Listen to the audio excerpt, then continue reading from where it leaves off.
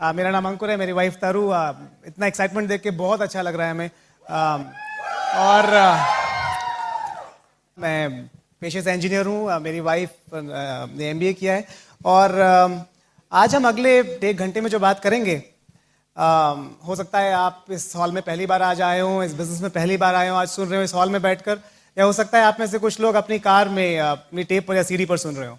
और अगले 1 घंटे में हमारी टॉक सुनकर आप क्या डिसीजन लेंगे, इस पर डिपेंड करेगा कि क्या ये बिजनेस आपकी लाइफ में कुछ इम्पैक्ट करेगा या नहीं करेगा। जैसे रेडियो पे चैनल आते हैं ना, या टीवी पर, तो ट्रांसमिट तो सारे चैनल एक साथ होते हैं। डिपेंड करता है आप कौन सा चैनल पिकअप करते हैं। सास बहू भी साथ में आता है, आस्था चैनल भी साथ में चलता है, कार्टून भी साथ में चलता है, स्पोर्ट्स चैनल भी साथ में आता है, गानों का चैनल भी, मूवी का चैनल भी, सब साथ में चलते हैं। पर आपका रिसीवर क्या पिकअप करता है, उस पर डिपेंड करता है कि आप क्या देख पाएंगे। तो सेम चीज आज है, हमारा ट्रांसमीटर तो बहुत कुछ ट्रांसमिट करेगा, पर आपका रिसीवर क्या पिकअप करेगा, इस पर डिपेंड करेगा कि जब आप यहां से बाहर निकलेंगे आज इस हॉल से, तो क्या लेकर आप बाहर निकलेंगे, है ना। आपने सुना होगा शायद, success is 99% perspiration and 1% inspiration. सुना है आपने? किसी ने कहा है सक्सेस 99% मेहनत है और 1% इंस्पिरेशन है। और हम में से बहुत लोग सोचते हैं कि 99% पर्सपिरेशन मतलब ज्यादा मेहनत करना जरूरी हो, कि वो 99% है। पर मेरे ख्याल से वो जो 1% है वो ज्यादा इंपॉर्टेंट है, क्योंकि जो 99% पर्सपिरेशन है वो तो सब कर रहे हैं। कौन आदमी है जो मेहनत नहीं कर रहा है, जो पसीना नहीं बहा रहा है, जो रोज सुबह से लेकर रात तक 12 घंटे काम नहीं कर रहा है? कौन? पर क्या हर एक आदमी सक्सेसफुल है? फर्क शायद उस 1% इंस्पिरेशन का है ना। क्योंकि कुछ लोगों के पास वो 1% इंस्पिरेशन है, कुछ लोगों के पास नहीं है, और शायद उससे बहुत बड़ा फर्क पड़ जाता है। तो बहुत लोग सोचते हैं, आप शायद यहाँ बैठे हो और सोच रहे हो, हमें क्या जरूरत है इन्हें सुनने की, इस कपल को, ये हमें जानते नहीं है, ये लोग पता नहीं कहाँ से आए हैं और ये क्या बात करेंगे। तो शायद हम आपको आज वो 1% इंस्पिरेशन दे पाए, है ना। वो हमारा गोल है। मुझे आपके बारे में नहीं पता है, पर अगर मैं देखूं अपने बैकग्राउंड में, तो मेरे पड़ोसियों में, रिलेटिव्स में, पहचान के लोगों में, कलीग्स में, दोस्तों में, कोई भी आदमी ऐसा नहीं है जो करोड़पति हो। मैं किसी ऐसे आदमी को नहीं जानता अपनी पर्सनल लाइफ में, इस बिजनेस से पहले, जो मर्सिडीज बेंज चलाता हो, या बीएमडब्ल्यू चलाने का सपना भी रखता हो, या एक पैलेशियल मकान में रहता हो। तो वो जो 1% इंस्पिरेशन है, उसका कोई सोर्स नहीं है। वो कहां से मिलेगी, ये क्वेश्चन है। आपकी लाइफ में मुझे नहीं पता कि कितने लोग हैं जो आपको वो 1% इंस्पिरेशन दे सकते हैं फाइनेंशियली सक्सेसफुल होने की। ये आप देख रहे हैं ना, ब्रिट वर्ल्ड वाइड इंडिया, इसका एक ही चार्टर है। इसका चार्टर है unlimited association with financially free people. मतलब आप इतने फाइनेंशियली फ्री लोगों से अपनी जिंदगी में इस ऑर्गेनाइजेशन के थ्रू मिल सकते हैं जिनसे आप कभी नहीं मिल सकते। और हमारे साथ वही हुआ है। पिछले कुछ सालों में मैं एक सिंपल इलेक्ट्रिकल इंजीनियर हूं, पर इस ऑर्गेनाइजेशन के थ्रू इतने सारे लोगों से मिलना हुआ है, इतनी इंस्पिरेशन मिली है कि हम लाइफ में ऊपर उठना शुरू हो गए। हम जान पाए अपने स्पॉन्सर्स को, दीपक और शालिनी चौधरी, वो फाउंडर्स एमरल्ड्स हैं, कैलिफोर्निया में रहते हैं और बहुत बड़ा बिजनेस है वर्ल्ड वाइड, बहुत ड्रीम बिल्डर है। उनके ऊपर शाजू और रम्या जनार्दन फाउंडर्स एमरल्ड हैं, और उन्होंने हमें बहुत इंस्पिरेशन दी है। उनके ऊपर है मणिपाल और रेणुका रेड्डी, ईडीसीज। और अगर आप मणिपाल का घर देखेंगे, मणिपाल और रेणुका जी का घर देखेंगे, उन्होंने अभी $2 मिलियन का घर बनाया है, ओवरलुकिंग अ गोल्फ कोर्स। और इतना सुंदर है, आपको देख के लगेगा कि अरे हमारी पहचान का कोई आदमी बना सकता है जिसको हम जानते हैं, तो शायद हम भी एक दिन कर सकते हैं। वो इंस्पिरेशन है ना। अभी मेरे अपलाइन सैन होजे में रहते हैं, वहां पर राज शाह का सेमिनार था। आप जानते हैं सब, राज और संगीता शाह, बहुत बड़ा बिजनेस है उनका वर्ल्ड वाइड। और राज शाह ने अपने घर की स्लाइड शो दिखाया था, अपने घर का, जो उन्होंने नया घर बनाया है। और वो बता रहे थे कि उनकी आंखें चुंधिया गई। उन्होंने कहा ऐसा घर हमने आज तक जिंदगी में देखा नहीं है। आप अपने सामने छू सकते हैं एक आदमी को, और उसने वो किया है, और वो आपको सिखाने आया है कि आप कैसे कर सकते हैं। तो लोग तो बहुत है जिनके पास बहुत पैसा है, बहुत सक्सेस है, बहुत फेम है, पर उनमें से कितने लोग हमें कुछ सिखाने को तैयार हैं, ये फर्क है। उन्हें कोई मोटिवेशन नहीं हमें सिखाने की। ब्रिट वर्ल्ड वाइड के थ्रू हम ऐसे बहुत सारे लोगों से मिल सकते हैं। हमारे बहुत अच्छे दोस्त हैं, हमारे क्रॉसलाइन फ्रेंड राजा नरेंद्र और अंजलि, 26-27 साल के, उनसे हम कितना सीख पाए। अनुराग और निधि अग्रवाल दिल्ली में रहते हैं, एमबीए में अपना बिजनेस शुरू किया था, बहुत यंग, अंडर 30 इयर्स एज। तो इंस्पिरेशन के अनलिमिटेड सोर्स अवेलेबल है ना। क्या आप लेंगे, उसका फर्क है। आज आप यहां से बाहर जब जाएंगे तो आप क्या डिसीजन लेंगे अपनी लाइफ के लिए। इनफैक्ट मैं तो सोचता हूं कि अपनी लाइफ के ज्यादातर डिसीजन हम लेते ही नहीं है। आपके पैदा होने का डिसीजन आपका श्योरली नहीं था, नाम भी आपने नहीं रखा, किसी और ने रखा, वो डिसीजन भी आपका नहीं था। कि स्कूल में गए, वो भी आपका डिसीजन नहीं था। हम में से ज्यादातर लोगों ने क्या करियर चुना, वो भी हमारा डिसीजन नहीं था मेरे ख्याल से। वो कैसे लिया था डिसीजन कि जिस सब्जेक्ट में ज्यादा मार्क्स आ गए आप उस फील्ड में चले गए। और काउंसलिंग में आप खड़े हुए, आपने आगे वाले से पूछा अच्छी ब्रांच कौन सी है, उसने कहा अरे आजकल इलेक्ट्रिकल का बड़ा जोर है, चलो हम भी इलेक्ट्रिकल भर देते हैं। इस तरह आप इलेक्ट्रिकल इंजीनियर बन गए। ज्यादातर हमारे करियर डिसीजंस ऐसे, डेमोक्रेसी कहते हैं ना, डेमोक्रेसी आप पोलिंग सी करते हैं अपनी लाइफ में। हम 5 लोगों से पूछते हैं, 5 में से 4 ने जो कहा वो कर लेते हैं। हम अपने डिसीजंस बहुत, शादी के लिए आप लड़की के 5 फोटो आते हैं, पहले कोई चुनता है, फिर छटाई करता है, फिर आपके 50 में से 5 फोटो निकाल के रखता है, फिर आपको बोलता है 5, फिर आप पूछते हैं आप लोगों को क्या अच्छा, कौन अच्छी लग रही है ना। आप अपनी पसंद देखते हो और सबसे ज्यादा लोगों को जो पसंद आती है आपको, तो ठीक है इससे ही करेंगे। तो मैं कह रहा हूं कि जो आपकी लाइफ के बहुत इंपॉर्टेंट डिसीजंस हैं, जो कि हमारी लाइफ को बनाते या बिगाड़ते हैं, वो भी हम खुद नहीं लेते ज्यादातर। अगर आप पीछे मुड़ के देखें तो शायद 1 या 2 ही डिसीजंस होंगे आपकी लाइफ के जो आपने खुद लिए होंगे। मेरा ये मानना है, ये बिजनेस आपकी जिंदगी बदल सकता है। इस बिजनेस से आप इतना पैसा कमा सकते हैं, इतना रिकग्निशन ले सकते हैं, इतना फ्रीडम पा सकते हैं कि आपकी पूरी जिंदगी का रुख बदल सकता है। क्वेश्चन ये है कि इस बिजनेस को करने या ना करने का डिसीजन, अगर आप इस रूम में पहली बार बैठे हैं, तो आप लेंगे या आपके पेरेंट्स लेंगे या पड़ोसी लेंगे या घर का कुत्ता लेगा या आपके दोस्त लेंगे या आपके कलीग्स लेंगे, ये मेरा क्वेश्चन है। होपफुली वो डिसीजन आप ले पाएंगे, और अगर आप वो डिसीजन ले पाए तो आपके लिए एक टर्निंग पॉइंट बन जाएगा आपकी लाइफ में। नहीं ले पाए, जैसे चलती जा रही है वैसे चलती रहेगी। हम लोग अपने बारे में थोड़ा आपको थोड़ी सी चीजें बताना चाहते हैं। हम कैसे यहां तक आए इस बिजनेस में, और शायद उससे आपको कुछ हिंट्स मिल सकें कि आप क्या कर सकते हैं। मैं इंदौर से हूँ ओरिजिनली। मेरे पेरेंट्स इंदौर में रहते हैं। मेरे फादर इलेक्ट्रिकल इंजीनियर हैं और मेरी मदर रिसर्च साइंटिस्ट हैं। और शुरू से हमने पढ़ाई का माहौल देखा है, वही किया। ऑब्वियसली हमारा भी गोल था कि मैं और मेरा छोटा भाई है हमारी फैमिली में, हमारा गोल था पढ़ाई में हम आगे जाएं। वही हमें सिखाया गया था शुरू से, हमारा एटमॉस्फेयर, फैमिली एटमॉस्फेयर वैसा था, और वही किया। हमेशा अपने स्कूल में टॉपर रहे। और सबसे मेजर चीज़ जो मुझे याद है पिछले सालों में, वो है मेरा डिसीजन कि मैं IIT जाना चाहता हूँ। और मेरे ख्याल से हर आदमी जो इंजीनियरिंग करना चाहता है वो IIT जाना चाहता है, क्योंकि वो सबसे प्रीमियर इंस्टीट्यूट है इस कंट्री में। और तब मुझे, जब मैंने IIT का एग्ज़ाम दिया, तब मुझे अपनी लाइफ का पहला फेलियर मिला। क्योंकि जब मैंने पहली बार एग्ज़ाम दिया तो लिस्ट में मेरा नाम नहीं था, और वो मेरे लिए बहुत बड़ा फेलियर था, क्योंकि मुझे लगता था कि मेरी सारी ज़िंदगी उस पर टिकी हुई है। जब नहीं हुआ तो मेरे आसपास सब लोगों ने कहा कि नहीं कोई फ़र्क नहीं पड़ता। क्या फ़र्क पड़ता है, कहीं भी चले जाओ, कहीं भी पढ़ लो, it doesn't make a difference. कोई फ़र्क नहीं पड़ता, आप किस कॉलेज में हो क्या फ़र्क पड़ता है, 5 साल बाद सब बराबर हो जाना है। और तब पहली बार मैंने एक डिसीजन लिया जो कि मेरा डिसीजन था, क्योंकि वो ऐसा डिसीजन था जो सबके डिसीजन से अगेंस्ट था।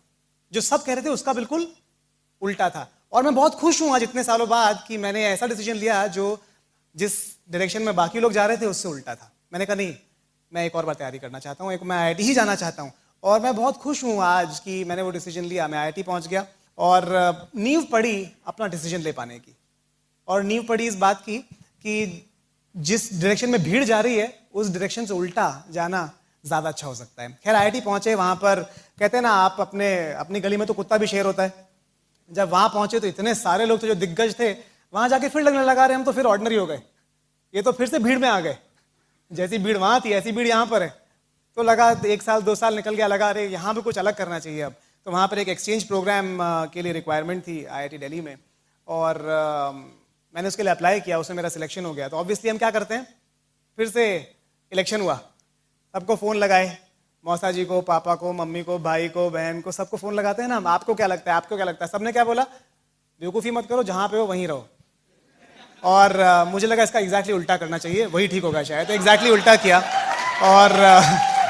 और एक्सचेंज प्रोग्राम में इंजीनियरिंग का एक साल करने के लिए मैं फ्रांस पहुंच गया, लियों, इंसा द लियों, एक साउथ फ्रांस में एक इंस्टीट्यूट है। और 1 साल मैंने इंजीनियरिंग वहाँ करने का डिसीजन लिया। बहुत अच्छा डिसीजन लिया, मुझे लगता है मेरी ज़िंदगी का सबसे इंजॉयबल 1 साल वो साल था। इतना एक्सपोजर मिला लाइफ में उस यंग एज में कि बहुत ज़्यादा मज़ा आया, आज तक मुझे वो याद है टाइम। पर 5-6 महीने बाद वहाँ पर लगने लगा ये तो फिर वहीं आ गए भीड़ में, क्योंकि वहाँ पर 200 एक्सचेंज स्टूडेंट थे, वो हर कंट्री से आए हुए थे। वो बात अलग है, 2-2 3-3 2-2 3-3 पर एक जगह तो फिर भीड़ थी ना, तो फिर लगा रहे कुछ और करना चाहिए यहाँ, तो फिर हम भीड़ में आ गए। और उस टाइम पर जनरल इलेक्ट्रिक ने, एक कंपनी जनरल इलेक्ट्रिक जो बहुत बड़ी कंपनी है, उन्होंने अपनी रिक्वायरमेंट निकाली थी कि हम 2 ट्रेनीज ढूंढ रहे हैं अपनी एक प्रोजेक्ट के लिए 6 महीने के लिए जर्मनी में। और मैंने अप्लाई तो कर दिया, और फिर फ्रांस से फोन लगाया सबको, आपको क्या लगता है क्या करना चाहिए? ऑब्वियसली सबने क्या कहा, तुम पहले ही इतनी बेवकूफियां करते हो, तुम एक और बेवकूफी करना चाहते हो, बिल्कुल नहीं करना। और जैसे ही हमने सुना बिल्कुल नहीं करना, क्या किया? एग्जैक्टली उल्टा। मैं तो अंकुर गुप्ता पहुंच गए जर्मनी, हैमलिन, नॉर्थ जर्मनी में एक टाउन है हैमलिन। और बहुत कुछ सीखा उस टाइम में, क्योंकि पहली बार मैं एक जॉब एनवायरनमेंट में आया था जहाँ पर एक कंपनी में काम किया पहली बार। और हमारी ट्रेनिंग होती है इंस्टीट्यूट में, मतलब इंजीनियरिंग में 3 महीने की, और मैंने ट्रेनिंग की 6 महीने की। बहुत बड़ा रिस्क था, पर कहते हैं ना, नो रिस्क नो फन। तो एक बहुत बुजुर्ग कपल के साथ में रहता था, उनको ओपा ओमा कहता था, दादा दादी। जो दादा थे ओपा, उनकी एज थी 95 ईयर्स और दादी की एज थी 92 ईयर्स, और वो भी जिंदगी में उल्टे चले थे। जब वो यंग थे तो उनकी शादी नहीं करने दी किसी ने उनको, क्योंकि उस टाइम पर बड़ा रेशियल डिस्क्रिमिनेशन था। और उनकी आप अलग अलग शादी हो गई, दोनों के अलग अलग बच्चे हो गए, बच्चों की शादी हो गई, एक की वाइफ मर गई, एक के हस्बैंड की डेथ हो गई। जब वो 80 साल के थे, 85 साल के, तो बाजार में एक बार मिले, उन्होंने कहा क्या है यार, सारी जिंदगी बेकार कर दी, अब साथ में रहेंगे। और मैं उनके घर पे पेइंग गेस्ट था, बहुत मजा आया, मैंने बहुत कुछ सीखा उस एज में। 95 और 92 की एज में वो इतने रेडिकल थे, इतनी ओपन थिंकिंग थी उनकी, कि मुझे लगा कि मेरी एज में मेरी थिंकिंग इतनी ओपन नहीं जितनी उनकी थी। और वो 6 महीने बहुत मजा आया। पहली बार मैं जॉब एनवायरनमेंट में था, तो मुझे समझ में आया कि जॉब एनवायरनमेंट में पैसा तो ज़्यादा मिलता है, पर कॉलेज में जो फ्रीडम था वो नहीं था। तो लगने लगा अरे कितना अच्छा होता अगर कॉलेज की तरह टाइम होता और यहाँ कंपनी की तरह पैसा होता, पर वो पॉसिबल नहीं है। और तब मुझे लगने लगा कुछ और तरीका होना चाहिए जिससे कि दोनों चीज़ें मिल सकें। एनीवेज वापस आ गया, इंजीनियरिंग खत्म की, और फिर अगला बड़ा डिसीजन आदमी क्या लेता है, नौकरी कहाँ करेगा। तो मेरे पास 2 कंपनीज के ऑफर थे, एक बहुत बड़ी कंपनी से था, टेक्सास इंस्ट्रूमेंट से, और एक छोटी कंपनी था, उस टाइम पे बहुत छोटी थी वो कंपनी, सिनॉप्सिस, वहाँ से। और फिर क्या किया, अब मैं सारे प्रोफेसर से जाके पूछा आपको क्या लगता है कौन सी कंपनी ज्वाइन करनी चाहिए। सबने कहा बड़ी कंपनी ज्वाइन करनी चाहिए। एग्जैक्टली जाके उल्टी कंपनी ज्वाइन कर ली, छोटी वाली। वो डिसीजन भी बहुत अच्छा रहा। तो मेरी लाइफ में जो सबने कहा उसका उल्टा डिसीजन हमेशा अच्छा रहा है। और मैं आपको अश्योरेंस दे सकता हूं कि आपकी लाइफ में भी अगर आप वो डिसीजन लेंगे जिसमें भीड़ चल रही है या जो भीड़ बता रही है उल्टा लेंगे, आपको मजा बहुत आएगा, ये गारंटी है। खैर बैंगलोर पहुंच गया, और बैंगलोर से बड़ी भीड़ कभी देखी ही नहीं थी। हमें लगता था सॉफ्टवेयर इंजीनियर बहुत बड़े आदमी हो गए। बैंगलोर पहुंच के देखा तो वहां एक रूम में आप घुसो हॉल में तो 500 लोग बैठे हुए हैं कंप्यूटर लेके। तो आपको लगता है अरे हम कहाँ आ गए यहाँ पर। ये तो कभी सोचा नहीं था कि यहाँ पे इतने मीडियोकर, इतने नॉर्मल, इतने जनरल बन जाएंगे। और वहां जाके सोचने लगे कुछ और करना चाहिए। और इस बीच मैंने ये बिजनेस देखा, और जब मैंने बिजनेस देखा तो मुझे लगा कि एक तरीका है जिससे बहुत डिफरेंट हुआ जा सकता है लाइफ में, बहुत कुछ अचीव किया जा सकता है। और इस तरह से मैं इस बिजनेस में आ गया। मैं और मेरा एक रूममेट गणेश, हम लोग यूएस गए हुए थे एक प्रोजेक्ट के लिए, और 3 महीने के लिए हम लोग गए थे। वहाँ पर मेरे रूममेट को दीपक चौधरी जो हमारे अपलाइन हैं, उन्होंने बिजनेस दिखाया, और उसने मुझे कॉल ही नहीं किया मीटिंग में। उसे लगता था कि मैं बिजनेस कभी नहीं करूँगा, मैं आईआईटी से हूँ और मैं कुछ बड़ा करना चाहता हूँ, इसलिए उसने मुझे बिजनेस दिखाया ही नहीं। 3 हफ्ते बाद ज्वाइन करने के उसने मुझे एक दिन शाम को कॉल किया और कहा कि अंकुर एक मीटिंग हो रही है, कुछ बिजनेसमैन मिल रहे हैं, तुम आना चाहो तो आ जाओ। ऑलमोस्ट ऐसा कहा था कि कोशिश करो ना ही आओ तो अच्छा है। और मुझे वो बात अच्छी नहीं लगी, मुझे लगा ये तो कुछ छुपाना चाह रहा है। मैंने कहा नहीं जरूर आऊंगा, करना क्या है वहां पे, हो क्या रहा है। नहीं वो मिल रहे हैं, कुछ बात कर रहे हैं, तुम आना चाहो तो आ जाओ, जरूरी नहीं आना। आपने कभी इन्वाइट किया किसी को इस तरह से? नहीं है ना, बिल्कुल अच्छा तरीका नहीं है। तो मैं मीटिंग में पहुंच गया, मीटिंग अटेंड की। और जब आप मीटिंग अटेंड करते हैं हमारे बिजनेस में, तो आपको वो सर्कल्स दिखाते हैं 6 and 4 and 3। तो वो कुछ भी समझ में नहीं आया। मुझे लगता है किसी को भी समझ में नहीं आता जब पहली बार देखते हैं कि क्या हो रहा है ये। पर मुझे जो समझ में आया वो ये समझ में आया कि यहाँ पर जो लोग मुझे दिख रहे हैं वो बहुत शार्प हैं, बहुत एजुकेटेड हैं, बहुत एम्बिशियस हैं, और ऑलरेडी अपनी लाइफ में बहुत सक्सेसफुल हैं। जिन्होंने मुझे बिजनेस दिखाया था, दीपक कॉर्नेल से हैं, अपने करियर में बहुत सक्सेसफुल थे। और सारे लोग मुझे ऐसे मिले, हस्बैंड्स और वाइफ्स थी, मुझे बड़ा अच्छा लगा। मैंने पहली बार बिजनेस मीटिंग देखी थी कोई जहां पर हस्बैंड और वाइफ साथ में थे किसी मीटिंग में। मुझे लगा ये इस जगह की क्रेडिबिलिटी बाकी जगहों से ज्यादा है। और उन्होंने मुझे कुछ मटेरियल दिया मुझे, और मटेरियल लेके मैं घर आ गया। उन दिनों मैं अपने बॉस के घर रह रहा था। मेरे बॉस का नाम था जॉन सेडाल, वो एक कॉन्फ्रेंस के लिए यूरोप गया हुआ था, और मैं उसके घर पे रह रहा था। एक्चुअली उसके पास एक कुत्ता था, वो कुत्ते का ध्यान रखने के लिए मैं रह रहा था। वो कहते हैं ना बॉस के लिए तो कुछ भी करेगा, बॉस के कुत्ते के लिए भी कुछ भी करेगा। तो कह नहीं मैं मजाक कर रहा हूँ आप। असली रीजन कुत्ता नहीं था, असली रीजन था कि मेरे बॉस के घर पे एक जकूजी थी और होम थिएटर सिस्टम था। मुझे मूवी देखने का बहुत शौक है, मूवीज देखने का। मुझे लगा 15 दिन ऐश करेंगे, इसलिए मैं वहां पर रह रहा था। उन्होंने मटेरियल दिया, मैंने मटेरियल अंदर रख दिया, जेम्स बॉन्ड की मूवी देखी रात को। उन्होंने कहा था अगले दिन मिलने आएंगे, और बिजनेस में लोग अपने टाइम के बड़े पक्के होते हैं। अगले दिन शार्प 6 बजे वो घर पहुंच गए, वो और गणेश। उन्होंने कहा कुछ क्वेश्चन है तुम्हारे? आपके क्वेश्चन तब होते जब कुछ समझ में आता है। मैंने कहा नहीं कोई क्वेश्चन नहीं है। उन्होंने कहा शुरू करो। मुझे लगा शुरू कर बिजनेस शुरू करना मतलब आपने समझा, बिजनेस कभी शुरू करते हैं तो ऐसा होता है ना कि हाँ 1-2 महीने लगेंगे, सारे प्रोसीजर्स करने पड़ेंगे, पेपर वर्क करना पड़ेगा। मुझे लगा शायद 1-2 महीने लगेंगे स्टार्ट करने में। मैंने कहा ठीक है शुरू करते हैं। वो गए अपनी कार में एक डब्बा उठा के लाए, उन्होंने कहा वेलकम टू द बिजनेस। मैंने कहा अरे ये तो बहुत जल्दी हो गया। कितना इन्वेस्टमेंट है? उन्होंने कहा $200 का इन्वेस्टमेंट है। और फ्रैंकली $200 मेरे लिए बहुत बड़ी चीज़ नहीं थी उस टाइम, क्योंकि कोई खर्चे ही नहीं थे। तो मैंने $200 दिए और बिजनेस साइन कर दिया। मुझे कोई आइडिया नहीं था कि क्या बिजनेस है, क्या करना है, क्या होगा, पर ये था कि अंदर से कुछ भूख थी कि कुछ और करना है।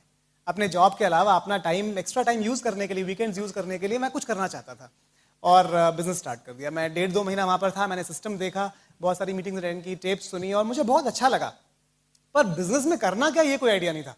इस बीच मेरा जो रूममेट था गणेश, वो वापस इंडिया आ गया और वापस आके चेन्नई जाके उसने अपने पेरेंट्स को बताया कि मैंने बिजनेस स्टार्ट किया, ऐसा ऐसा बिजनेस है।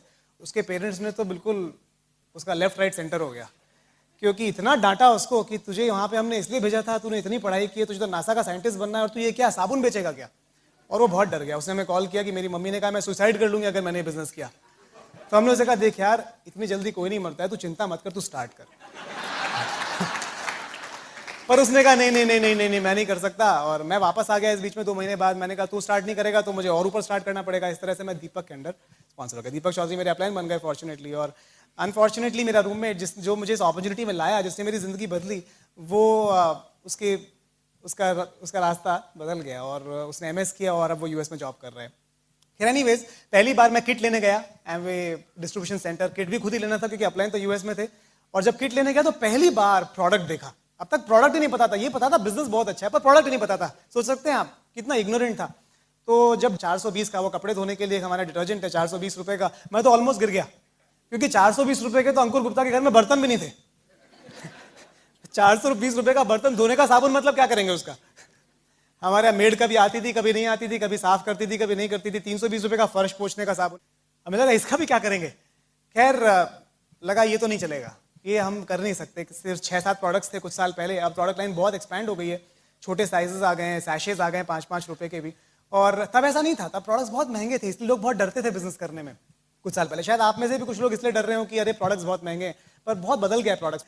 तो बहुत ही अमेजिंग है अब तो। खैर तो लेकिन डर लगा कि अगर ये नहीं करेंगे तो फिर बैठ के रोज टीवी देखेंगे, उससे अच्छा है कुछ किया जाए।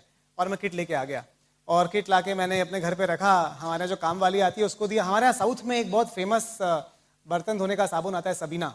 हमारी मेड बोलती है भैया आप सबीना ला के दो। और मैंने कहा सबीना क्या होता है? बोलती है वो सबसे अच्छा बर्तन धोने का साबुन होता है। मैंने कहा बॉस ऐसा है, हमारी मर्सिडीज तो ये प्रोडक्ट से आने वाली है, या तो तुम जॉब रख लो या तुम प्रोडक्ट रख लो। तो उसको जबरदस्ती प्रोडक्ट यूज कराना शुरू किया और वो जो चीज 6 महीने चलती थी वो 1 महीने में खत्म कर देती थी। तो खूब पीवी होता था, तो बहुत बढ़िया था। अभी हमारे यहाँ ओपन मीटिंग होती है बैंगलोर में, एक मीटिंग हर हफ्ते हम ये सिस्टम अरेंज करता है, जिसमें आप जाते हैं, प्रेजेंटेशन देख सकते हैं। और मैं भी उसमें जाता था, सूट पहन के, टाई पहन के, शार्प सॉफ्टवेयर इंजीनियर। और बिजनेस की कोई खबर नहीं, क्योंकि मैं लोगों को प्लान दिखाता था, बिजनेस दिखाता था। मैं 1 घंटा उनको दिखाता ये बिजनेस कैसे चलेगा, वो 2 घंटा मुझे दिखाते थे कि कैसे नहीं चलेगा। और मुझे कहते थे कि तुम अपनी जिंदगी बर्बाद कर रहे हो। तो 1 घंटा 2 घंटा भाषण सुनना पड़ता था उनसे। और फिर कहते थे जब तुम 50,000 रुपये कमाओगे तब आना, तब हम स्टार्ट करेंगे। तो खैर वो तो भूल गए, इतनी लंबी लिस्ट है उनकी कि कभी याद भी नहीं किया उनको। लेकिन हर बार मीटिंग में जाते थे और 0%, क्योंकि जब आप प्रोडक्ट यूज नहीं करेंगे, बेचने का तो सवाल ही नहीं है। हमारी इज्जत खराब होती थी बेचने में। तो बड़ा स्टेटस प्रॉब्लम था कि प्रोडक्ट तो हम नहीं बेच सकते, बिजनेस दिखा सकते हैं पर प्रोडक्ट नहीं बेच सकते। तो वॉल्यूम 0, क्योंकि बिजनेस में हमारे पैसा तो प्रोडक्ट मूवमेंट से आता है। अगर आप प्रोडक्ट यूज करते हैं या बेचते हैं, दोनों ही नहीं था, ना यूजेज था ना रिटेल था, तो 0। 1 महीना 2 महीना 3 महीना हम एक्साइटेड बहुत थे, फायर्ड अप। हर बार मीटिंग में जाते थे, फायर्ड अप। फायर्ड अप होने में क्या दिक्कत है, पैसे नहीं आ रहे तो क्या हुआ, पर हर बार जाते थे, प्लान दिखाते थे, कोई स्पॉन्सर नहीं होता था, फायर्ड अप। दिखाते रहे। फिर मेरा एक क्लासमेट था आईआईटी का, उसको मैंने बिजनेस दिखाया। बहुत अच्छा दोस्त था मेरा आईआईटी से, और रतीश वाही। और उसने बिजनेस स्टार्ट कर दिया। एक्चुअली जब उसने कहा मैं स्टार्ट कर रहा हूं, मुझे विश्वास ही नहीं हो कि ये स्टार्ट होने को तैयार है। खैर उसने बिजनेस स्टार्ट कर दिया और अब 2 सॉफ्टवेयर इंजीनियर, 2 शार्प लोग, well dressed, young, open meeting में जाते हैं, फायर्ड अप। कितना पैसा कमाते हैं? क्योंकि दोनों प्रोडक्ट यूज नहीं करते, दोनों प्रोडक्ट बेचते नहीं है, पर दोनों को मजा बहुत आ रहा है, तो फायर्ड अप, एक्साइटेड। आप समझ लो कैसा बिजनेस है। कोई बिजनेसमैन दुनिया में इस तरह बिजनेस नहीं कर सकता जिस तरह हमारा जितनी गलतियां आप इस बिजनेस में कर सकते हो और जितना ये बिजनेस आपको माफ करेगा, दुनिया का कोई बिजनेस आपको उतना माफ नहीं करेगा, है ना। आप एक दुकान खोल के देखो और 2 महीना 3 महीना 4 महीना कुछ भी मत करो, आप सर्वाइव नहीं कर सकते उस बिजनेस में। हमारा ही बिजनेस है जहां पर इतनी बेवकूफियां करके हम जैसे लोग सर्वाइव कर सकते हैं और फिर भी आगे बढ़ सकते हैं। खैर, अभी लिस्ट तो हमारे पास थी नहीं। देखिए, हम लोग तो नॉर्थ इंडिया से हैं, हम लोग थे बैंगलोर में, जानते किसी को थे नहीं। मेरा कोई क्लासमेट इंडिया में नहीं था। मैं और रतीश और हमारे बाकी सारे क्लासमेट्स यूएस चले गए थे। हम दोनों ही थे बैंगलोर में, सिर्फ इंडिया में। तो हम ना क्लासमेट्स को जानते थे ज़्यादा, ना किसी को जानते थे, तो हमारी लिस्ट ही नहीं थी। तो हमारे पास एक ही तरीका था, हम नए लोगों से मिलते थे, उनको बिजनेस दिखाते थे, क्योंकि ना रिलेटिव्स थे ना नेबर्स थे, कोई भी नहीं। और जो बाकी नेबर्स थे वो भाषा नहीं समझते थे, वो कन्नड़ा बोलते थे, हम इंग्लिश हिंदी बोलते थे, तो बड़ा गड़बड़ मामला था। खैर, रतीश एक बार अपने घर जा रहा था लुधियाना, दिल्ली से लुधियाना शताब्दी एक्सप्रेस में जा रहा था और उसके पास में एक सज्जन बैठे थे। हमें तो आदत थी लोगों से बात करने की कि भाई हमें तो लोग ढूंढने हैं अपने बिजनेस के लिए, क्योंकि आपके पास 2 ही तरीके हैं, या तो चूड़ियां पहन के आप घर पे बैठ जाएं या फिर कुछ करें उसके बारे में। तो हम कुछ कर रहे थे उसके बारे में, तो हम लोगों से बात कर रहे थे। तो ट्रेन में रतीश ने बात की अपने पड़ोस में जो बैठे थे सीट पे, उन्होंने कहा नहीं मैं तो इंटरेस्टेड नहीं हूं। पर उनके बगल में एक सज्जन बैठे थे, उन्होंने गर्दन निकालने कहा कि क्या बिजनेस है। रतीश ने कहा अभी तो नहीं बता सकता, मैं लुधियाना से वापस आ रहा हूँ और एक मीटिंग कर रहा हूँ, अपनी वाइफ को लेके आ जाइए। वो बहुत बड़े बिल्डर थे, ऑलरेडी बहुत सक्सेसफुल थे अपने करियर में और अपनी वाइफ के लिए कुछ ढूंढ रहे थे। रतीश जब वापस आए तो रतीश ने अपलाइन से बोर्ड लिया और पहली बार बोर्ड पे प्लान दिखाया। दीपक चौधरी इंडिया आए हुए थे एक शादी के लिए, अपनी बहन की शादी के लिए, और रतीश ने पहली बार प्लान दिखाया। बुलाया 10-12 लोग था, कोई नहीं आया, सिर्फ ये कपल आया था। रतीश ने प्लान दिखाया, प्लान के बाद एक कपल बोलता है हम स्टार्ट करने को तैयार हैं। ऐसा तो हमने कभी सुना ही नहीं था। आज समझ लो, एक्सपेक्टेशन ही नहीं थी कोई स्टार्ट भी करता है। एक्सपेक्टेशन सिर्फ ये थी कि बहस करेगा और बोलेगा नहीं चलता है। तो उसने कहा कि हम स्टार्ट करने को तैयार हैं। उन्होंने कहा हम स्टार्ट करने को तैयार हैं। तो रतीश ने फटाफट दीपक चौधरी को कॉल किया, दीपक ये तो स्टार्ट होने को तैयार है, क्या करूं। दीपक ने कहा यार चेक ले लो। तो रतीश कहता है यही तो प्रॉब्लम है, चेक नहीं वो कैश दे रहे हैं। अरे तो कैश ले लो, स्टार्ट करो। और हमारे पास ना फॉर्म था ना कुछ था, हमने उनको स्टार्ट कराया, रतीश ने स्टार्ट कराया। बैंगलोर आके हमने उनका किट शिप किया और किट अपने आप पहुंचा। बहुत शार्प कपल था। जब आपको इस बिजनेस में कोई ग्रो करने वाला आदमी मिलेगा तो वो किसी का इंतजार नहीं करेगा, ना लेफ्ट ना राइट, वो अपने आप सक्सेसफुल हो जाएगा। और इस कपल ने अपना किट खुद खोला, खुद सीखा और 1 महीने के अंदर उन्होंने अपने काका मामा चाचा नाना नानी भाई बहन सबको स्पॉन्सर कर दिया, पूरा खानदान एलओएस में। तो अभी अंकुर गुप्ता और रतीश भाई 0% से सीधे 9% पे आ गए। Fired up. पर चेक कितना आ रहा है, एक ही लगे ना। पर फायर्ड अप, अभी 9% हो गए ना, और क्या चाहिए, सब चलता है बिजनेस। अभी भी स्टेज पे जाते हैं एक्साइटेड, पैसे नहीं आ रहे हैं।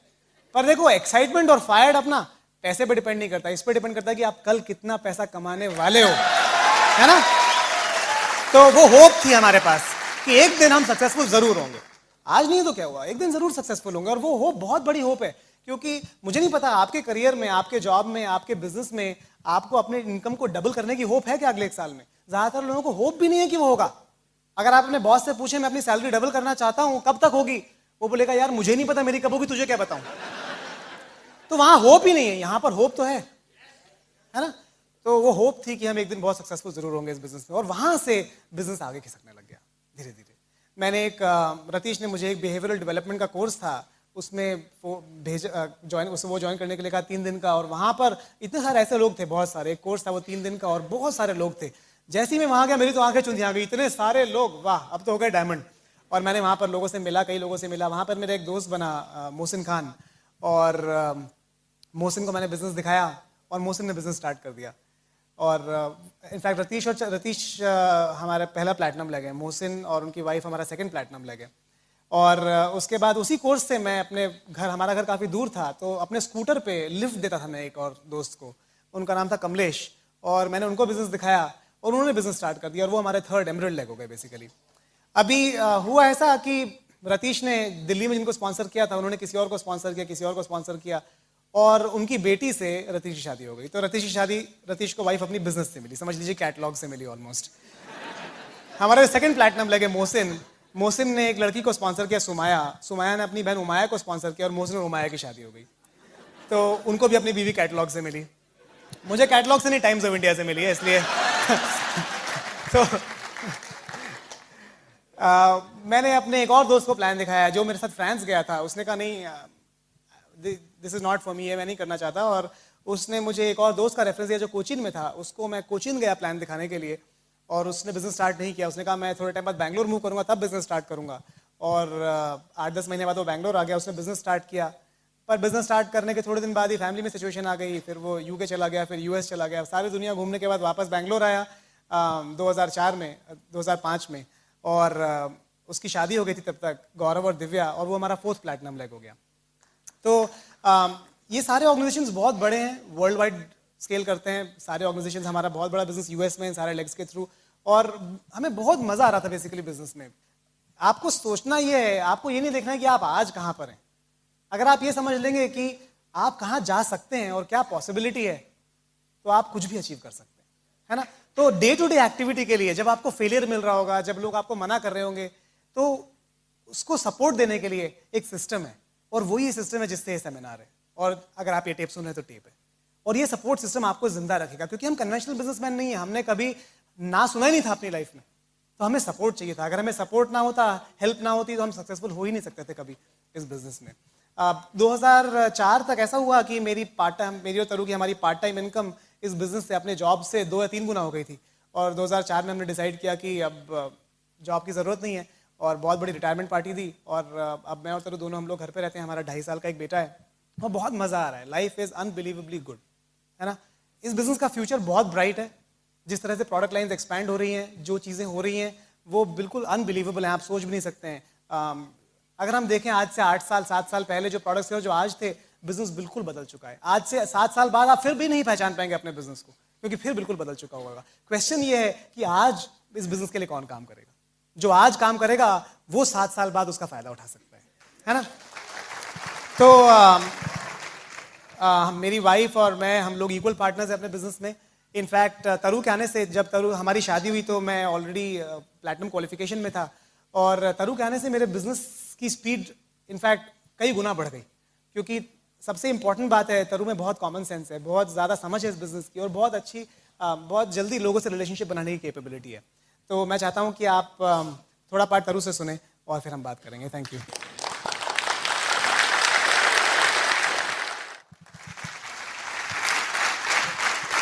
Thank you. मेरा नाम तरु है, और मैं स्पेशली उन लोगों से बात करना चाहती हूँ। मैं आपको बताना चाहती हूँ, अंकुर और मैं परफेक्ट मैच हैं। हमारी पूरी बात सुनिए, हमारी पर्सनालिटी एकदम एक्सट्रीम ऑपोजिट है। जितना आपने अंकुर से सुना, मेरी लाइफ इसकी एक्सट्रीम ऑपोजिट थी। मैं बताती हूँ कैसे। बहुत लोग यहाँ बैठ के सोच रहे होंगे, शायद आप में से जो पहली बार आए हैं, कि ये बिज़नेस शायद उन लोगों के लिए है जो ऑलरेडी अचीवर्स रहे हैं अपनी लाइफ में, जो बहुत बड़े ड्रीमर्स रहे हैं, जिनकी एस्पिरेशंस बहुत अच्छी रही हैं, या जो बहुत अच्छी सेल्फ इमेज के साथ बड़े हुए हैं और उनको लगता है कि वो कुछ भी कर सकते हैं। तो अगर आप ऐसा सोच रहे हैं कि सिर्फ वही लोग सक्सेसफुल हो सकते हैं बिजनेस में, तो ऐसा नहीं है। इट डजंट मैटर कि आपका स्टार्टिंग पॉइंट इस बिजनेस में क्या रहा है, क्योंकि मेरा स्टार्टिंग पॉइंट बिल्कुल अलग था। मैं यूपी से बिलोंग करती हूँ, और मेरे फादर गवर्नमेंट जॉब में हैं, में थे, अभी 2 महीने पहले रिटायर हुए हैं, और मदर हाउसवाइफ हैं। मेरी एक बड़ी सिस्टर है, और मैरिड हैं, बॉम्बे में रहती हैं, उनके हस्बैंड IIT से हैं वो भी। और मेरा एक छोटा ब्रदर है, उसकी वाइफ दोनों होटल इंडस्ट्री से हैं, और वो यूके में सेटल्ड हैं, और मैं बीच में हूँ। तो मेरी पूरी फैमिली प्रीटी मच इंजीनियर्स की फैमिली है। तो मेरे फादर भी चाहते थे कि हम तीनों बच्चे इंजीनियरिंग में जाएं, जो नहीं हुआ। तीनों ने अपने अपने लिए अलग अलग प्रोफेशंस चुने। तो दूसरी ऑप्शन थी कि लड़कियों के लिए हस्बैंड्स इंजीनियर्स ढूंढ दिए जाएँ। तो मेरे पापा भी मेरे लिए IIT का लड़का ढूंढ रहे थे। तो टाइम्स ऑफ इंडिया, जैसे उन्होंने बोला, टाइम्स ऑफ इंडिया के थ्रू हमारी शादी हुई। और मैं बहुत करियर ओरिएंटेड थी। करियर ओरिएंटेड में मैंने MBA किया HR में। मैं ओबरॉय होटल्स में जॉब करती थी, और जब मैं पढ़ रही थी तो बेसिकली मैंने ऐसी लाइन चुनी थी, मैं चाहती थी मैं जॉब करूं, करियर ओरिएंटेड थी। पेरेंट्स ने बहुत अच्छी लाइफ दी, लेकिन मैं देखती थी हर 4 साल में ट्रांसफ़र होता है, नए स्कूल, नए फ्रेंड्स, नया एनवायरनमेंट। तो मुझे लगता था कि अगर मैंने किसी गवर्नमेंट ऑफिशियल से शादी की तो लाइफ कंफर्टेबल तो ज़रूर होगी, पर मैं अपना करियर नहीं बना पाऊंगी। मैं किसी बड़े सिटी में सेटल होना चाहती थी। मुझे लगता था कि अगर छोटे सिटी में गई तो सिर्फ शायद टीचिंग ही एक प्रोफेशन रहेगा जो मैं कर पाऊँ, और MBA करके मैं वो तो नहीं करना चाहती थी। तो इसलिए इसकी वजह से मैं करियर बनाना चाहती थी। तो IIT का लड़का ढूंढ रहे थे, सॉफ्टवेयर इंजीनियर ढूंढ रहे थे, और मैं चाहती थी बैंगलोर या पुणे जैसे किसी बड़े सिटी में सेटल हो जाऊं। तो वही हुआ। और लेकिन जब जब मैं सोचती हूँ कि करियर ओरिएंटेड सोचती थी, लेकिन मैंने 5-6 साल से आगे कुछ नहीं सोचा था, क्योंकि सिर्फ लिमिटेड थिंकिंग थी, ज़्यादा लंबा विजन नहीं था। सिर्फ लगता था कि ठीक है, कुछ साल जॉब करेंगे, उसके बाद क्या, उसके बारे में कभी नहीं सोचा था। और बिल्कुल भी ड्रीमर नहीं थी, बस इससे ज़्यादा लाइफ के बारे में नहीं सोचा था। अंकुर से जब मिले तो तब पहली बार ड्रीम बिल्डिंग, ड्रीम्स क्या होते हैं, बड़ी एम्बिशन क्या होती है लाइफ में, पहली बार वो देखने को मिला। अंकुर के एसोसिएशन में आके, अंकुर तो ऑलरेडी जैसे उन्होंने बताया सिल्वर प्लैटिनम क्वालिफिकेशन में थे उस समय, और पूरी तरह से ब्रिज सिस्टम में थे, एम्बिशियस पहले से ही थे। तो हम लोग की शादी और एंगेजमेंट में कुछ 8 महीने का गैप था। उस समय मेरा बहुत ज़बरदस्त एक्सपोजर हुआ पूरा बिजनेस में। तो पहली बार जब हम लोग की बात होती थी तो अंकुर ने सबसे पहला जो मेरा ड्रीम बनना शुरू हुआ, अंकुर एक घर के बारे में बात करते थे, ड्रीम हाउस। सबके आपके घरों में आपके फ्रिज वगैरह पे पिक्चर्स होंगी, तो अंकुर के दिमाग में वो कैसा घर चाहते हैं उसकी पिक्चर एकदम क्लियर थी। आप लोगों ने, कितने लोगों ने शांति सीरियल देखा है? दूरदर्शन पे आता था बहुत साल पहले। मैं स्कूल में थी, मुझे याद है स्कूल से वापस आते थे तो सबसे पहले खाने की प्लेट लेके वो सीरियल देखने बैठते थे। तो अंकुर बोलते थे कि मुझे शांति मैंशन, मुझे वो घर बनाना है। तो मैं इमेजिन करती थी, अरे वाह, वो घर तो काफ़ी अच्छा था, उसमें एक इंडोर स्विमिंग पूल होगा, उसमें 4-5 कार खड़ी करने का गैराज होगा, सर्कुलर ड्राइववे होगा। तो वो मुझे इतनी डिटेल में घर समझाते थे कि मुझे ऐसा घर चाहिए। तो मैं इतनी इनोसेंट थी, मुझे लगता था कि अंकुर सॉफ्टवेयर इंजीनियर हैं, अच्छी जॉब है, यूएस इतना जाते रहते हैं, तो जो शायद डॉलर्स बचते हैं उससे ये घर बनेगा। तो मुझे ये आइडिया नहीं था कि जितने भी लोग शॉर्ट ट्रिप के लिए यूएस जाते हैं और डॉलर्स बचाते हैं, उससे आप एक एक्सपेंसिव बाथटब तो लगा सकते हैं बाथरूम में, पर स्विमिंग पूल वाला घर नहीं बना सकते। और रियलिटी यही है। देखिए, हम अपने फ्रेंड्स को, फैमिली को, जो लोग हमारे साथ हैं, सबको यही करते हुए देखते हैं। बहुत ज़्यादा ड्रीम रहता है, लगता है कि हाँ जाएंगे, ऑन साइड जाएंगे, पैसे कमाएंगे, और उस पैसे से एक टाइम के लिए तो आप कुछ कर सकते हैं। जैसे सब लोग क्या करते हैं, अगर बैंगलोर में आपको अच्छा फ्लैट भी खरीदना है तो 45-50 लाख का आता है, तो आप जो भी पैसे बचा के आप शायद 20 लाख का डाउन पेमेंट दे देंगे, 30 लाख का ईएमआई ले लेंगे। या तो फिर आप जब एक अच्छी ट्रिप के बाद जो भी आपने पैसे बचाए वापस आएंगे तो आपकी छोटी गाड़ी थोड़ी बड़ी गाड़ी में बदल जाएगी। लेकिन आप इससे ज़्यादा उससे कुछ नहीं कर सकते, क्योंकि बहुत बड़ा फ़र्क ये है कि वो इनकम वन टाइम इनकम है, उसमें कैश फ्लो कुछ नहीं है, पर मंथ आने वाली कोई एक्स्ट्रा इनकम नहीं है। तो ये बात मुझे उस समय समझ में नहीं आई थी। ये तो था जो हम लोग मटेरियलिस्टिक ड्रीम्स की बात करते थे। दूसरी चीज़ जो मुझे बहुत अच्छी लगी, अंकुर बात करते थे कि वो बोलते थे एक परफेक्ट मैरिज होना चाहिए। हमें रोल मॉडल बनना है दूसरों के लिए, रोल मॉडल बनना है, परफेक्ट बेटा होना चाहिए, परफेक्ट बहू बनना है, परफेक्ट बहन भाई का एग्जाम्पल, परफेक्ट रिलेशनशिप्स। तो मुझे लगता था कौन 24 ईयर ओल्ड ऐसा है जो, और अंकुर बोलते थे कि जिस सोसाइटी ने हमें इतना दिया है, हमें उस सोसाइटी के लिए कुछ करना है। हम दोनों बराबर एज के हैं। मैंने अपने किसी फ्रेंड को, किसी कलीग को, जो मेरी एसोसिएशन थी, मैंने किसी को इस डायरेक्शन में सोचते हुए ही नहीं देखा था। तो मुझे बहुत अच्छा लगा, क्योंकि ये पॉसिबिलिटी थी ही नहीं, सब अपने बारे में सोच रहे थे, उसके आगे तो कुछ सोच ही नहीं रहे थे। और तीसरी चीज़ जो अंकुर मुझे बोला करते थे, वो बोलते थे यंग रिच एंड फ्री, जो हमारी टेप का टाइटल भी था। लेकिन कुछ साल इस बिजनेस में हार्ड वर्क करने के बाद यंग रिच एंड फ्री तीनों चीज़ें हमारे लिए भी पॉसिबल हो गई, और वो हर किसी के लिए पॉसिबल है। तो ऐसे मेरी इस बिज़नेस में एंट्री हुई। और शादी से कुछ पहले मैं अपने एक ऑफिस के काम से 2 वीक के लिए बैंगलोर आई, और वो मेरा बहुत अच्छा एक्सपीरियंस था। मैंने कुछ और इमेजिन किया था। अंकुर तो कोर आईबीओ थे, 6:30 शार्प मेरे को मेरे ऑफिस से पिकअप करते थे और 10:30 तक अपने साथ सारी मीटिंग्स में लेके जाते थे। उसके बाद डिनर करके वापस फ्लाइट पे ड्रॉप करके आते थे। तो बहुत फोकस थे, कोई डिस्ट्रैक्शन नहीं था। और आप सोच सकते हैं, जो कपल कोटिंग कर रहा हो उस समय भी कोई डिस्ट्रैक्शन नहीं है, तो इसका मतलब फोकस काफ़ी क्लियर है।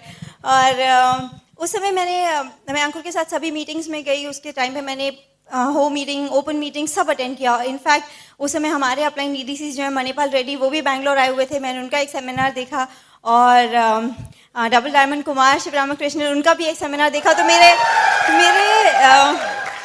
मेरा बैंगलोर का 2 वीक्स का स्टे बहुत ज़्यादा इवेंटफुल था। जब मैं वहाँ पर थी, मुझे सब चीज़ अच्छी लग रही थी, लेकिन मैं कॉन्स्टेंटली एक चीज़ कंपेयर कर रही थी।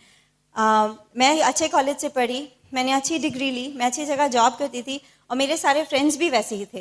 लेकिन मैं एक बड़ा डिफरेंस देख रही थी कि जितने भी मेरे फ्रेंड्स हैं, हम सब का रूटीन, मेरे को सिर्फ 2 साल, तब तक से 1-1.5 साल ही हुआ था जॉब करते हुए, और मेरे जितने भी फ्रेंड्स थे, हम सब मंडे टू सैटरडे काम करते थे, कुछ और नहीं करते थे। सैटरडे रात को पार्टी करते थे, और संडे को देर से सो के उठते थे, बाकी घर जो भी काम होता है पेंडिंग वो करते थे, और मंडे से सैटरडे फिर से एक रूटीन लाइफ चालू हो गई थी।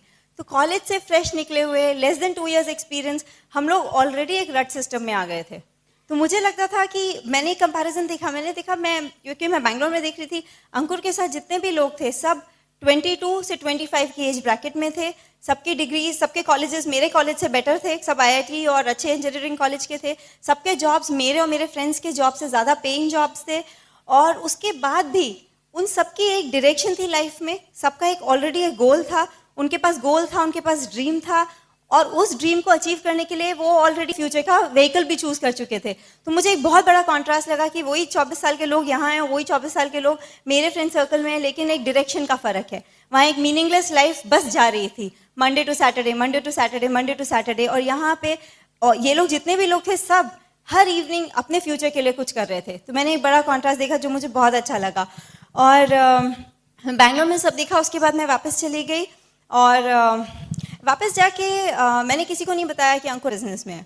मैंने सबको बताया कि मैंने वहाँ क्या मजे किए, क्या जो भी मुझे अच्छा लगा सब बताया, लेकिन मैंने किसी को नहीं कहा कि अंकुर बिजनेस में है। क्यों? बिजनेस के साथ प्रॉब्लम नहीं थी, प्रॉब्लम मेरी सेल्फ इमेज में थी। मेरे को लगता था कि लोग क्या कहेंगे।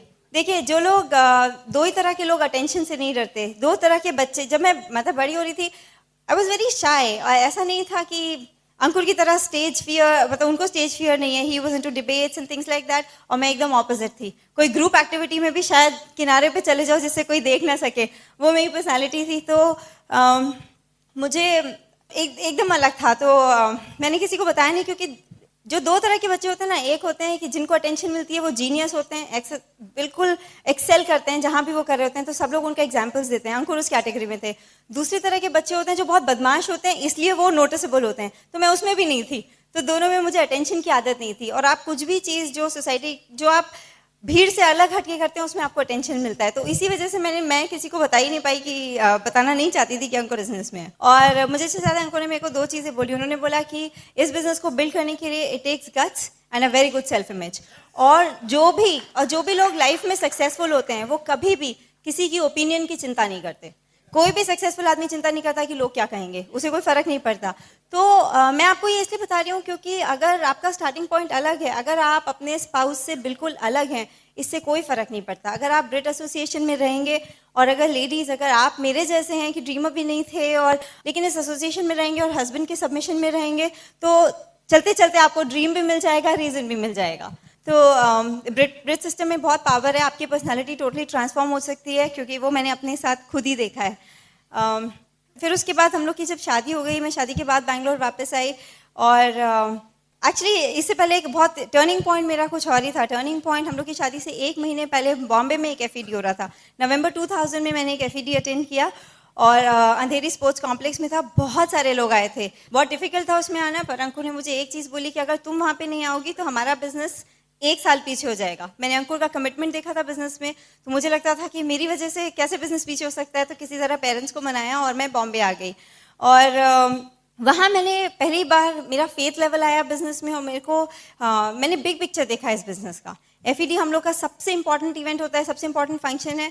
और उस फंक्शन से मुझे कुछ 2-3 चीज़ें बहुत क्लियरली याद है। पहली चीज़ जो मैंने देखी, बहुत सारे लोग थे, अंकुर तब तक सिल्वर क्वालिफाई कर चुके थे। मैंने देखा हज़ारों की लाइन लगी हुई है, पर उसके बाद भी लेडीज़ और जेंट्स की कोई अलग क्यों नहीं थी। लेडीज़ बहुत कंफर्टेबल थी, कोई स्मोक नहीं कर रहा था, कोई ड्रंक नहीं था, कोई धक्का मुक्की नहीं हो रही थी। और यूपी में अगर लड़कियां थिएटर नहीं जाती हैं सिर्फ इसी वजह से क्योंकि एनवायरनमेंट अच्छा नहीं होता। तो मैंने कभी नहीं इमेजिन किया था कि किसी ऐसी जगह इंडिया में जहां इतनी बड़ी गैदरिंग हो, इतना ऑर्गेनाइज्ड हो सकता है। तो मेरे को बहुत अच्छा इंप्रेशन पड़ा पहले। और उसके बाद जब फंक्शन स्टार्ट हुआ, तो मुझे 3 कपल्स याद हैं जिन्हें मैंने स्टेज पे देखा, कांति एंड लता गाला, कुलीन and Meena Desai and Kumar and Anjali. तो मैं बताती हूँ मुझे क्या चीज़ याद है। मुझे उन लेडीज़ के, मुझे उनकी ड्रेसेस याद हैं, मुझे उनके हैंडबैग्स याद हैं, मुझे उनकी ज्वेलरी याद है, मुझे उनके सैंडल्स भी याद हैं। मुझे वो सब देख के सिर्फ ये समझ में आया कि जिस लाइफस्टाइल की बात अंकुर करते हैं, वो लाइफस्टाइल ऑलरेडी जो लोग स्टेज पे खड़े हैं ले चुके हैं। तो it's not a dream, it's a reality जो हमारे लिए भी थोड़े दिन में हो जाएगी। पहली चीज़ मुझे वो समझ में आई। दूसरी चीज़ जो मुझे बहुत ज़्यादा इमोशनली अपील की, वो ये थी जिस तरह से स्पीकर्स ने अपनी वाइफ्स को स्टेज पे इंट्रोड्यूस किया। जब कांति जी ने लता जी को बुलाया, कुली जी ने मीना जी को बुलाया, और कुमानी जिन इन 3 लोगों का मुझे याद है, जिस तरह उन्होंने अपनी वाइफ को ब्रिंग अप किया, मैं सिर्फ एक चीज़ सोची थी, कितने लोग हैं जो 10-15 साल से ऊपर जिनकी शादी को हो गए हों और वो इतने सारे हज़ारों के लोग की संख्या में लोग बैठे हैं और वहाँ पे इतनी तारीफ करके अपनी वाइफ को बुलाएंगे स्टेज पे। मुझे वो बहुत पसंद आया। मुझे लगा अगर इनके साथ हो रहा है तो मेरे साथ भी होगा। और जो एफईडी से मुझे यही याद है। और तीसरा फेथ, बिल्कुल सिंपल है। एफईडी उतने बड़े फंक्शन में ये फेथ आ जाता है कि अगर इतने लोग कर सकते हैं तो हम भी कर सकते हैं। और एक चीज़ जो मुझे बहुत ज़्यादा अपील की वो ये थी, कांति जी ने बात की थी वर्टिकल अलाइनमेंट की। हम अपने बिजनेस में सिखाते हैं कि आपकी नंबर 1 प्रायोरिटी गॉड है, उसके बाद आपके स्पाउस है, फिर आपके बच्चे हैं, फिर आपके पेरेंट्स हैं, फिर आपका जॉब है और फिर आपका बिजनेस है। तो मुझे लगा जो आदमी करोड़पति है, मल्टी मिलियनेयर है, अगर वो इतनी चीज़ें लाइफ में हासिल कर चुका है क्योंकि उसने डिसीजन इस प्रायोरिटी में लिए हैं, तो इस बिजनेस के साथ लाइफ सिर्फ सही डायरेक्शन में जा सकती है और कहीं नहीं जा सकती। मुझे वो चीज़ बिल्कुल दिल में बैठ गई क्योंकि मुझे लगा यही सही ऑर्डर है। यही हम जब बड़े होते हैं यही देखते हुए बड़े होते हैं, लेकिन शायद कभी कभी करियर और लाइफ को बैलेंस नहीं कर पाते। और उसके बाद मैं शादी के बाद बैंगलोर आ गई और उस समय कुछ डिसीजंस लेने पड़े हमें, जिसकी वजह से हमारा बिजनेस ग्रो हुआ। पहली चीज़ थी, सबसे पहले हमने डिसाइड किया कि मैंने जॉब छोड़ा। ये डिसीजन मैं आपको इसलिए बता रही हूँ क्योंकि मेरे पेरेंट्स इसके फेवर में बिल्कुल भी नहीं थे। हमारे पेरेंट्स हमारे सबसे बड़े वेल विशर्स होते हैं, लेकिन कई बार जो वो सोचते हैं और जो हम सोचते हैं दोनों में डिफरेंस हो जाता है क्योंकि इन्फॉर्मेशन का फ़र्क है। मेरे पेरेंट्स ने एफईडी नहीं देखा था, मेरे पेरेंट्स ने बैंगलोर का कोई फंक्शन नहीं देखा था, उन्हें बिजनेस के बारे में कोई आइडिया नहीं था। उनका सिर्फ ये क्वेश्चन था कि बिजनेस के लिए जॉब क्यों छोड़नी है, लेकिन उन्हें ये नहीं पता था कि हमारे एस्पिरेशंस कुछ अलग हैं। तो ये मैं इसलिए बोल रही हूँ क्योंकि कई बार it's okay to take that decision because exposure same नहीं है। और उसके बाद जब हम लोग ने अपनी लाइफ शुरू की तो कुछ छोटे छोटे डिसीजंस लिए जिनकी वजह से हमने अपना फोकस क्लियर रखा बिजनेस में। जैसे मैं आपको कुछ छोटे एग्जांपल्स बताती हूँ। हम लोग जब अपना घर सेट कर रहे थे, हम टीवी फ्रिज वॉशिंग मशीन ये लोग सब लोग नॉर्मली खरीदते हैं। मैंने किसी का घर नहीं देखा था जिसके यहाँ टीवी नहीं होता, पर हम अपने बिजनेस में बोलते हैं नो पीवी ऑन टीवी। तो अंकुर बहुत क्लियर थे दिमाग में कि हमारे घर में टीवी नहीं आना है, और मुझे इस बात का कोई आइडिया नहीं था कि टीवी नहीं आना है। तो हम गए शॉप पे आराम से, और अंकुर ने बहुत स्मार्टली, ब्रिज सिस्टम में थे, बहुत स्मार्टली मेरे को बोला कि देखो तुम्हें 6 to 11 तो हम बिजनेस बिल्ड करते हैं, 11 o'clock के बाद या तो हम बात कर सकते हैं या तो हम टीवी देख सकते हैं, कौन सा टीवी चाहिए? मैं कहा नहीं चाहिए। तो डिसीजन खत्म। और दूसरी चॉइस उन्होंने दी कि देखो या तो अभी टीवी ले लो या कुछ साल बाद होम थिएटर सिस्टम ले लो, चॉइस तुम्हारी है। तो it was a delayed gratification. ऐसा नहीं है कि हम कभी नहीं देख सकते, लेकिन कुछ चीज़ें आज के लिए पोस्टपोन कर सकते हैं ताकि बाद में स्टाइल में कर सकें, अच्छे से कर सकें, रिवॉर्डेड फील करके कर सकें। और फिर दूसरा ऐसे ही हुआ कि बैंगलोर में एक बहुत बड़ा डिस्ट्रैक्शन है। लोग वीकेंड टू वीकेंड, हर सैटरडे संडे, ज़्यादातर महीने में 1-2 बार तो ज़रूर वेकेशंस के लिए जाते हैं। ऊटी है, कोडाईकनाल है, कूर्ग है, बहुत सारे हिल स्टेशन हैं पास में जहाँ पे लोग वर्किंग कपल सैटरडे संडे अक्सर चले जाते हैं। तो कभी उससे भी डिस्ट्रैक्शन होता था। तो अंकुर मेरे को हमेशा बोलते थे तुम्हें ये ऊटी कोडाईकनाल जाना है या यूरोप, मलेशिया, थाईलैंड, इंडोनेशिया जाना है, चॉइस इज योर्स, तुम्हें कौन सी वेकेशन चाहिए? तो हमने वो वेकेशंस पोस्टपोन की। और मैं आपको बताती हूँ, मैंने शादी के 6-7 साल हो गए हैं, और हर फ्री ट्रिप होता है, लीडरशिप सेमिनार, ALS होता है, हम लोग हर ALS में गए हैं, इसलिए बिकॉज हमने छोटे छोटे डिस्ट्रैक्शंस को दूर रखा। और मैं दोनों तरह की वेकेशन में फ़र्क बताती हूँ। हम लोग अगर अंकुर शादी के पहले तो मेरे पास पासपोर्ट था पर उस पर कोई वीज़ा नहीं था, तो मेरा सारा ट्रैवल जो है शादी के बाद ही स्टार्ट हुआ। पर मैं आपको एक डिफरेंस बताना चाहती हूँ। जब अंकुर अक्सर ट्रैवल करते थे, US जाते थे, बहुत जगह जाते थे। पहली बार वो अकेले जाते थे, मैं नहीं जाती थी। तो दूसरों को बताने में तो अच्छा लगता है कि हस्बैंड US गए हुए हैं, लेकिन अपने आप तो बहुत बोर होता है घर में। और एक ट्रिप पे मैं अंकुर के साथ गई थी, और मॉर्निंग से इवनिंग हम लोग सिंगापुर गए थे। मॉर्निंग से इवनिंग अंकुर कॉन्फ्रेंस में रहते थे और मैं पूल साइड पे बैठ के अच्छे होटल में अकेले बैठ के किताब पढ़ती थी। तो मैंने वो ट्रिप बिल्कुल भी एंजॉय नहीं की क्योंकि हमने कुछ भी नहीं देखा। और उसी साल से हमने ALS पे जाना शुरू किया। जब हम ALS पे गए, कोई काम नहीं, टोटल फन, और ट्रीट्स यू वर्ल्ड क्लास, एकदम बिल्कुल फर्स्ट क्लास होटल्स में रहे, कोई करेंसी कन्वर्जन नहीं, कोई राइट साइड मेन्यू पे खाने का प्राइस नहीं देखना, we stayed in the best hotels. जिस भी सिटी में हम जहाँ पे लेके गई है, हम हर जगह बेस्ट होटल्स में रहे, बिल्कुल बेस्ट ट्रीटमेंट मिला। तो मैंने बहुत बड़ा उसमें भी कॉन्ट्रास्ट देखा। और इसलिए क्योंकि कुछ सैक्रिफाइसेस इनिशियली किए थे। और ऐसे ही हम लोग पेरेंट्स के साथ बहुत सारे टाइम पे जब बिजनेस कर रहे होते हैं, तो स्पेशली हम लोग नॉर्थ से हैं और हम लोग बैंगलोर में रहते हैं, तो ट्रैवल करना, पेरेंट्स के पास हर फेस्टिवल पे जाना पॉसिबल नहीं होता। तो बहुत सारी होली दिवाली पे हम नहीं गए, लेकिन गिल्टी भी फीलिंग होती थी कभी कभी, लेकिन अभी जब पेरेंट्स आते हैं हम उनके साथ क्वालिटी टाइम स्पेंड कर पाते हैं, क्योंकि वो लोग आते हैं तो हम उनको, इनफैक्ट जब फैमिली ट्रिप हुआ था पटाया के लिए, हम अपने पेरेंट्स को साथ में लेके, अंकुर के पेरेंट्स को साथ में लेके गए थे। It was such a good experience, उनको इतना मजा आया। अभी भी पेरेंट्स आते हैं तो जो भी हम पहले नहीं कर पाए जब हम एग्रेसिवली बिजनेस बिल्ड कर सकते थे, आज हम अच्छे स्टाइल से उनको वापस दे पा रहे हैं। वो लोग आते हैं तो हम वेकेशन प्लान करके कहीं चले जाते हैं, तो जो भी चीज़ हम पहले नहीं कर पाए, सेम चीज़ बच्चों के लिए। पहले हमने एमरल्ड तक तो बिना, एमरल्ड के बाद ही हमारा बेटा हुआ था, तो कभी कभी मदर्स को बहुत गिल्टी फीलिंग आती है कि बच्चे को छोड़ के जा रहे हैं, ये वो। मैं आपको सिर्फ एक चीज़, अपने, मेरा बेटा सिर्फ 2.5 साल का है, लेकिन छोटे से बच्चे इतना सिखा देते हैं उनको, बच्चों को क्वांटिटी टाइम, वो आपको सारे दिन देखें उससे कोई फर्क नहीं पड़ता। बच्चे आपके, आप उनके साथ उनको अनडिवाइडेड 1 घंटा भी दे दो, उनका काम हो जाता है। तो आप कभी भी लेडीज, जो भी मदर्स यहाँ पे बैठे हैं, कभी टेंशन में बिजनेस नहीं बिल्ड करो कि बिजनेस में बहुत टाइम लग रहा है, क्योंकि इट्स अबाउट क्वालिटी टाइम। आप 1 घंटा दे दो, बच्चा पूरे दिन खुश रहता है। उसे भी नहीं चाहिए कि सारे दिन आप उसके साथ रहो, उनको भी थोड़ी स्पेस चाहिए। और देखिए, जो भी हमने किया, मैं आपके साथ वही शेयर कर रही हूँ। कुछ हमने मटेरियलिस्टिक, हमें रिवॉर्ड्स मिले, और जैसे हम बैंगलोर में एक और डिस्ट्रैक्शन था, ईएमआई पे, लोन पे घर लेना, लोन पे कार लेना। हम लोगों ने वो भी थोड़े दिन तक पोस्टपोन किया। जब हमारा बेटा हुआ उसके 2 दिन पहले हमने शेवरोले ऑप्ट्रा खरीदी, कैश डाउन 9 lakhs की, 3 years back, which was a good thing, क्योंकि हर कुछ आजकल ईएमआई पे आता है। We didn't want to do that. तो हमारे सर पे कोई लोन नहीं है, कोई डेट्स नहीं है, कुछ भी नहीं है। और बिजनेस ठीक तरह से बिल्ड किया तो अंकुर रिटायर हो सके। और जब बेटा होने वाला था तो अंकुर को पैटर्निटी लीव के लिए अप्लाई नहीं करना पड़ा, मुझे मैटर्निटी लीव के लिए अप्लाई नहीं करना पड़ा। Both of us really enjoy, हम बिल्कुल, हमें बहुत अच्छा लगता है कि हम अपने बेटे को खुद बड़ा कर पा रहे हैं, उसके साथ टाइम दे पा रहे हैं। और और एक चीज़ पेरेंट्स के साथ, मैं फैमिली के लिए, अगर आपकी फैमिली आपके साथ बिजनेस में है, बहुत बड़ी ब्लेसिंग है, क्योंकि बिजनेस में हम यूनिटी सिखाते हैं, बिजनेस में हम सबमिशन सिखाते हैं। अंकुर का सिर्फ एक छोटा भाई है, और छोटा भाई और उसकी वाइफ, वो हमारे साथ बिजनेस में है, बैंगलोर में ही रहते हैं। तो इनके पेरेंट्स, ये लोग 2 भाई हैं। आप ये सोचिए, 2 डॉटर इन लॉ एकदम साथ में मिल के रहते हैं, कोई ईगो क्लैशेस नहीं, कोई फाइट नहीं, क्योंकि वो हमारा 5th लेग है, फाइट तो हो ही नहीं सकती। तो पेरेंट्स के लिए देखिए कितनी अच्छी चीज़ है, क्योंकि फैमिली यूनाइटेड है। नहीं तो आज जहाँ पे भी सब लोग बहुत करियर ओरिएंटेड हैं, अग्रेसिव हैं, सबकी लाइफ्स कुछ साल में अलग अलग हो जाती हैं। आप सोच के देखिए, 4 लोग, 4 वर्किंग इंडिविजुअल्स। मैं आपको अपना नॉर्मल स्नैपशॉट बताती हूँ। अगर मतलब हम बहुत थैंकफुल है कि ये बिजनेस हमारी लाइफ में आया। अगर हम इस बिजनेस में नहीं होते तो हमारी लाइफ, टिपिकल कपल की लाइफ ऐसे होती। आप दोनों वर्किंग हो, आप 9 to 6, आप बिल्कुल रोज 9 to 9 ही हो जाता है, हस्बैंड वाइफ दोनों वर्किंग है। आप एक पॉश अपार्टमेंट में, आप बिल्डिंग में एक अपार्टमेंट ले लेते हो, 2 कार्स रख लेते हो, और आप दोनों उस पर आप ईएमआई पे करते हो। अगर बिजनेस नहीं किया होता, हमारे साथ भी यही हुआ होता।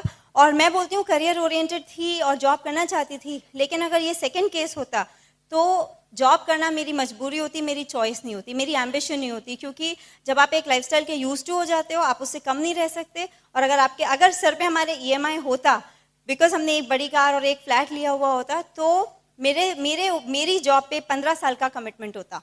क्योंकि एक आदमी की सैलरी से घर होता है और सेविंग्स होती हैं, और एक आदमी की सैलरी से ईएमआई पे होता है। तो थैंक गॉड दैट हमने ये बिजनेस स्टार्ट किया, क्योंकि हम इस पूरे झमेले से बाहर हैं। कोई ईएमआई नहीं, कोई टेंशन नहीं, आई हैव अ चॉइस। अंकुर को भी इनफैक्ट चॉइस मिल गई, लेकिन आई थिंक लेडीज़ के लिए बहुत बड़ी ब्लेसिंग है अगर उनके ऊपर कोई फाइनेंशियल कमिटमेंट नहीं हो। तो मुझे वो मेरी लाइफ से वो टेंशन बिल्कुल दूर है, and I think it's a great blessing from this business. तो हमने मतलब हम दोनों ने बिजनेस साथ में बिल्ड करना बहुत एंजॉय किया है। सिर्फ मैं यही बताना चाहती हूँ कि हमने ये बिजनेस ऐसे टाइम पे किया है जब हम फाइनेंशियली कंफर्टेबल थे, हमें कोई अपेरेंट ज़रूरत नहीं थी बिजनेस करने की, और उसके बाद भी बिजनेस किया, और कोई भी कंपेलिंग नीड नहीं थी कि करना ही करना है, इसके बिना लाइफ नहीं चल रही। लेकिन बिजनेस बहुत सिंपल है, लेकिन फोकस चाहिए, डिसिप्लिन चाहिए, हार्डवर्क चाहिए, और कुछ टाइम के लिए डिस्ट्रैक्शंस को दूर रखना है। तो हमने भी छोटे छोटे डिसीजंस जो नॉर्मल लोग नहीं ले पाते वो लिए हैं, इसलिए from an average life we have moved on to a great life. I enjoy talking to you, back to Ankur. Wonderful, awesome, thank you. जब मैं बिजनेस लोगों को दिखाता हूँ, और आप भी जब दिखाते होंगे, मैंने एक बहुत कॉमन चीज़ देखी है, स्टेटस प्रॉब्लम।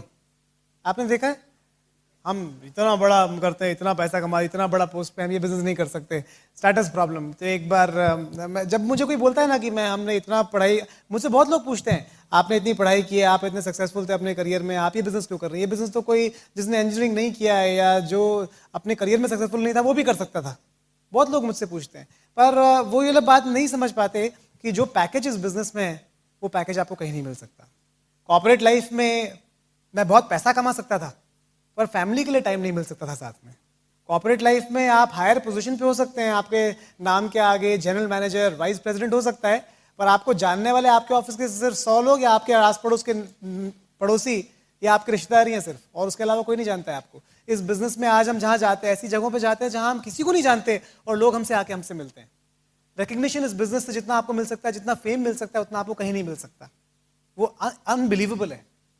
जितना पीस ऑफ माइंड मिल सकता है इस बिजनेस के थ्रू वो नहीं मिल सकता। आप पैसा बहुत कमा सकते हैं पर रोज रात को आपको ठीक से नींद आए नहीं आए कोई भरोसा नहीं है।